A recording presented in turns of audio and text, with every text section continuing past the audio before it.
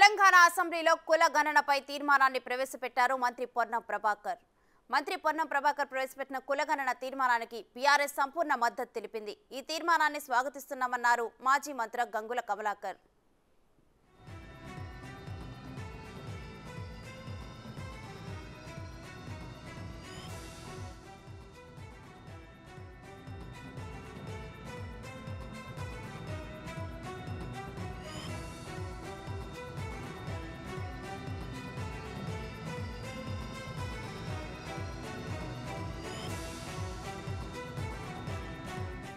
ఇక ఎన్నికల ముందు సర్వే చేసి ఆ తర్వాత ఏం చేస్తారని ప్రశ్నించారు గంగుల కమలాకర్.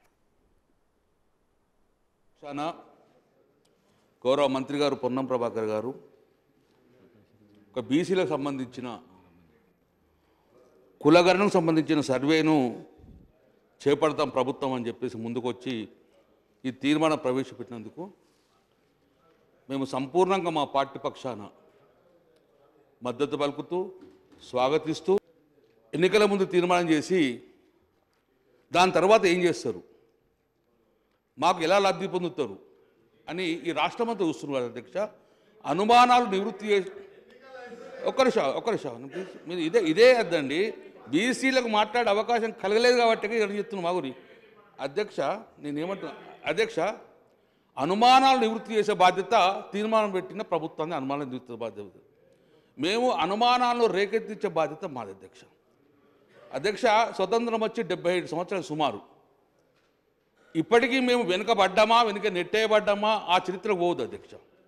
కానీ మొత్తానికైతే రాజకీయంగా ఉద్యోగపరంగా నష్టపోయింది ఎక్కువ శాతము వెనుకబడిన కులాలే. మేము వెనుకబడిన కులాల పక్షాన వెనుకబడిన కులాలకు రాజ్యాధికారం కావాలని, సంఖ్యాపరంగా రాజ్యాధికారం కావాలని, సంఖ్యాపరంగా విద్యా ఉద్యోగ అవకాశం కలగాలని చెప్పి మా ప్రధాన డిమాండ్ అది. ఎన్నికల్లో చెప్పిన ప్రకారం కులగణనకు కాంగ్రెస్ సర్కార్ కట్టుబడి ఉంది కాబట్టి రాష్ట్రంలోని అన్ని వర్గాల వారీగా కులగణన సర్వే జరుగుతుందని అన్నారు డిప్యూటీ సీఎం భట్టి విక్రమార్క. 50% దాటుద్దని చెప్తూనే ఒకవేళ బలహీన వర్గాల సంబంధించినటువంటి వాళ్ళ సంఖ్య 50% దాటో లేకపోతే ఇంకా ఎక్కువ ఉందని అనుకున్నప్పుడు సపోర్టింగ్గా ఉండేటువంటి స్టాటిస్టిక్స్ని మీరు సర్వే చేసి దాన్ని మీరు సమర్పించండి అన్నారు. ఆ సమర్పించడానికి కావాల్సిన సర్వే ఇంతవరకు మీరు చేయలే. 10 సంవత్సరాలు అధికారంలో ఉన్నటువంటి మీరు ఇప్పుడు మా కమలాకర్ గారు మాట్లాడుతూ ఇవన్నీ జరగాల్సి ఉండే చేయలేదన్నారు. మేము వద్దనలేదుగా 10 సంవత్సరాలు చేయమనే చెప్పాం, కానీ మీరు చేయలేదు. కానీ ఈరోజు మేము చేస్తూ ఉన్నాం. ప్రతి ఇంటి సర్వే చేస్తాం. ఈ రాష్ట్రంలో ఉన్న అన్ని కులాలని సర్వే చేస్తాం. కులాలతో పాటు ఆర్థిక స్థితిగతులన్నీ కూడా దీంట్లో సర్వే చేస్తాం. అన్నింటినీ పొందుపరుస్తాం. మొత్తం యావత్తు ఈ రాష్ట్రంలో ఉన్నటువంటి సంపద అంతా కూడా ఎక్కడెక్కడ కేంద్రీకృతమైంది, ఆ సంపద ఈ రాష్ట్రంలో ఉన్న జనాభా దామాషా ప్రకారం ఏ రకంగా డిస్ట్రిబ్యూట్ చేయడానికి అవకాశాలు ఉన్నాయా లేదా, ఏ రకంగా పోయింది, వాళ్ళు ఏ రకంగా చేయాలి అనే దానికోసం సమగ్రంగా సర్వే చేస్తాం. మీ అందరి ఆలోచనల్ని మొత్తం సంపూర్ణంగా తీసుకొని ఈ సమగ్రమైనటువంటి సర్వే చేసి దాని ద్వారా వచ్చినటువంటి ఆలోచనలన్నింటినీ కూడా పరిగణలో తీసుకొని మీరు చెప్పినటువంటి అంశాలు ఉన్నాయి, మీరు పెడతారా లేదా, బీసీ సప్లాన్ లేకపోతే సంపద పంచుతారా, రిజర్వేషన్ బీసీలు కల్పిస్తారా లేదా, ఇవన్నీ కూడా ఈ సర్వే అంతా అయిపోయిన తర్వాత అన్ని రకాలైనటువంటి ప్రణాళికలు తయారు చేసి బీసీ కులగణన దీంట్లో మొత్తంలో బీసీ కులగణన కూడా దీంట్లో పార్ట్ ఉంది. ఆ సంఖ్య కూడా తేలుతుంది. దేశ జనాభాలో ఉన్నటువంటి దామాషా ప్రకారం సంపద కానీ రాజకీయ అధికారం కానీ మిగతా అన్నీ కూడా కొన్ని చోట్లే కేంద్రీకృతమై ఉన్నది. అలా కాకుండా అత్యంత ప్రజాస్వామ్యయుతంగా జనాభా దామాషా ప్రకారం ఈ సంపద, రాజ్యాధికారము, రాజకీయాల్లో ఉన్నటువంటి ఇతర అంగాలన్నీ కూడా అందరికీ సమానంగా పంచబడాలి అంటే ఒక స్పష్టమైనటువంటి జనగణన జరిగి దాన్ని బేస్ చేసుకొని వీటన్నిటిని డిస్ట్రిబ్యూట్ చేసే కార్యక్రమం జరగాలి. దానికోసం ఈ దేశంలో ఒక కార్యక్రమం తీసుకోవాలని చెప్పి వారు చెప్తూ ఈ రాష్ట్రంలో జరుగుతున్నటువంటి ఆనాటి ఎన్నికల ప్రచార సభల సందర్భంలో కూడా వారు చాలా స్పష్టంగా జడ్చర్లో కానీ షాద్నగర్లో సభలో కానీ లేకపోతే కరీంనగర్ ప్రాంతాల్లో కానీ చాలా స్పష్టంగా చెప్పారు. ఏదో తీర్మానాన్ని పెట్టి చర్చ లేకుండా పాస్ అని ముందుకు వెళ్ళదలుచుకోలేదు అధ్యక్ష. ఇది అత్యంత కీలకమైంది. తెలంగాణ సమాజంలో సుప్రీంకోర్టు వరకు కూడా జరిగిన చర్చలు ఏముంది? మీరు బలహీన వర్గాలకు మీరు అండగా నిలబడాలంటే మీ లెక్కలేంటివో మీకు తెలవాలి అన్నారు. ఈ బలహీన వర్గాల లెక్కలు తెచ్చి వాళ్లకు నిధుల విషయంలో నియామకాల విషయంలో సహేతుకమైన వాళ్ళ వాటాను వాళ్ళకి ఇవ్వాలని ఆనాటి కేంద్ర ప్రభుత్వం 2011లో ప్రయత్నం చేసింది. ఆ ప్రయత్నాన్ని తదనంతరం వచ్చిన కేంద్ర ప్రభుత్వము ఆ విషయాలను అన్నిటిని కూడా తొక్కిపెట్టి ముందుకు తీసుకురాలి.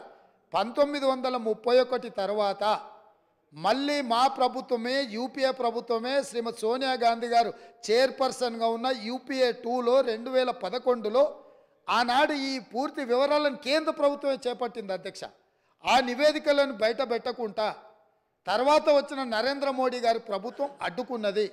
10 సంవత్సరాలు ఆ ప్రభుత్వం అడ్డుకున్నది.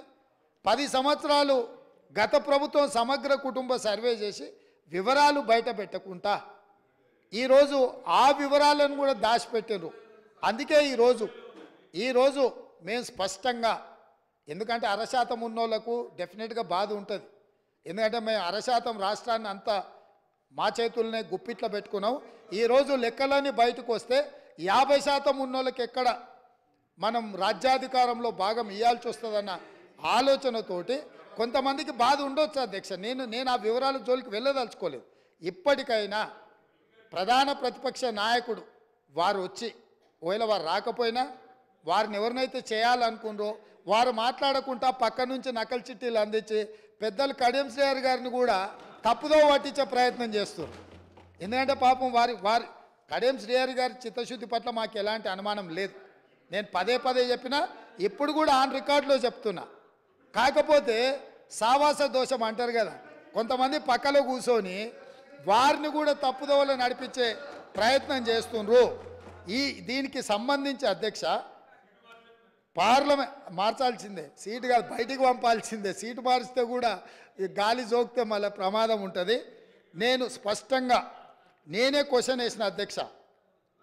21/12/2021లోనే పార్లమెంట్లో నేను ప్రశ్న వేసిన.